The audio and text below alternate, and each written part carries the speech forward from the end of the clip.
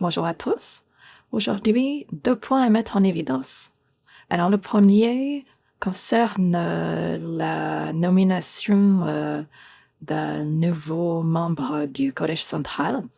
Alors, comme vous allez le voir dans la vidéo, il y a à peu près, je pense, 2 ans de cela, cette dernière recrue vantait les mérites de la finance. Alors, des questions se posent. Était-il en train d'encourager à la modestie, à mettre le royaume à la première place, à ne pas mettre sa confiance dans l'argent, etc. Et pourtant, il est à présent membre au Rouen et au Collège central. C'est le vrai jackpot, pour lui, et pour les autres, bien évidemment, qui, grâce à lui, à son savoir, vont faire fructifier les intérêts du maître. Pardon, pas n'importe quel maître, le Collège central, pour leur assurer une retraite dorée et une vie royale, pouvoir descendre dans des hôtels 4 étoiles, prendre des avions en première classe, etc. Voilà la petite réflexion. La deuxième, qui n'a rien à voir, c'est une interrogation sur la pensée unique, l'interdiction de critiquer. Ces 2 choses-là sont propres aux témoins de Jéhovah, à eux, bien évidemment, mais entre autres.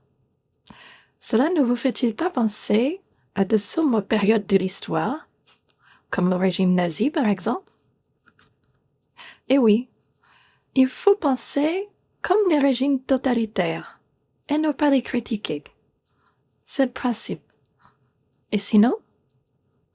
Eh bien, tout le monde connaît la réponse. Et pourtant, peu nombreux sont ceux qui en voient le parallèle avec les témoins de Jéhovah. Je vous invite à regarder la vidéo de J.W. Hogg qui en parle très bien sur certaines correspondances entre les témoins de Jéhovah et les régimes totalitaires. En effet, tous les néo doivent penser comme le Collège central. Sinon, on n'est pas loin de l'apostasie. Et personne ne doit critiquer. Sinon, c'est aussi de l'apostasie. Et si ce n'est pas le cas, la finalité, elle est la même. On est mis à l'écart parce qu'on n'est pas fréquentable, on n'est pas spirituel.